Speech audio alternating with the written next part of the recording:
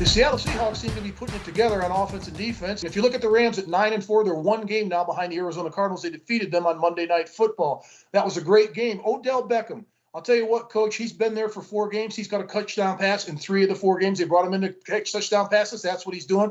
Unfortunately, he's been taken out of the game because of COVID. It's going to be a game-time decision.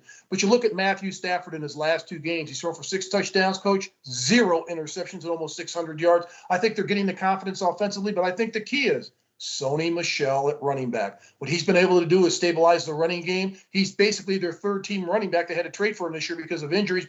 Cam Akers was supposed to be the guy. But looking at this game, Seattle's getting hotter. They've won their last 2 football games. They're playing in Los Angeles at the Rams place. Coach, what are your thoughts? I just think that Seattle has won a couple of games, but it hasn't been against great football teams, Mark. They're beating the lower division people in it. What I'm scared about the Rams, you look at this, the Rams. The Rams have to win this football game because I think the Rams understand this. That if they don't win this football game, their win against the Cardinals is completely washed away. That's why it's an important game. And all of a sudden they come down with all kind of COVID-19. I'm not sure who's going to play in the game. Last time I looked, there were 14 players that may not play in the game. I don't care how talented you are. You can't afford to lose that many people off your roster. But Stafford has done a great job. But, boy, I'll tell you, you have to be impressed with Kupp, the receiver, you know. He has 113 receptions, 1,489 yards, 12 touchdowns. And then you mentioned Odell Beckham.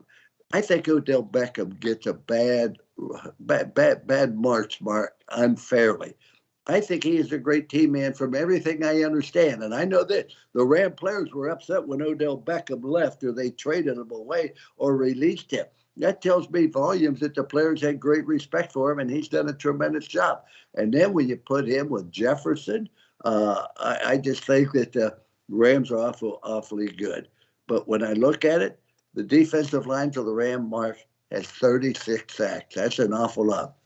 I am impressed with the Seattle before the year, but not so much this year.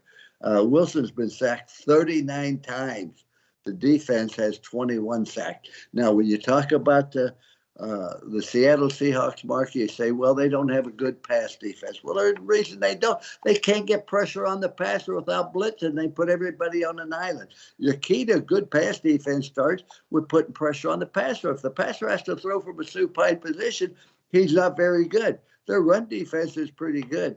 But offensively, they have 2 pretty good receivers. They've done a nice job.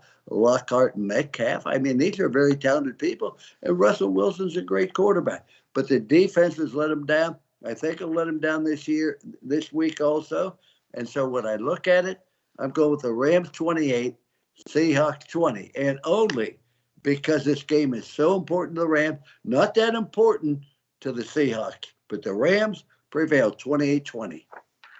Look at the Seahawks in this offense. They're getting down to their 3rd running back. They've already lost Chris Carson. Adrian Peterson's banged up. How about this Rashad Penny, an early draft pick a few years ago from San Diego State's finally healthy. He gets hurt every year, but he had career highs in the last game, 137 yards and 2 rushing touchdowns. They're going to lean on that running game, I think, against this Rams defense because if you look at the film in passing, Von Miller didn't get a lot of statistical numbers, but a lot of pressure Monday night on Kyler Murray. But here's the key. The baddest man in football, Aaron Donald, had 3 sacks in that game and multiple pressures and tackles behind the line of scrimmage. I think the Seattle offensive line is going to be in big trouble with those guys getting after the quarterback. Russell Wilson gets sacked at least 3 to 5 times in this game. I'm taking the Rams, giving it because it means more to the Rams. I know Seattle wants to get off the snide. They want to start winning again and get back close to 500. They've won 2 in a row. I'm taking the Rams, giving the points in this game 38-20. Well, when you look at the Seahawks, they're a solid football team, but they can't play defense well enough, Mark. And you talked about Aaron Donald's 3 sacks on Kyler Murray. Let me tell you something, Mark. Having 3 sacks in a game is great.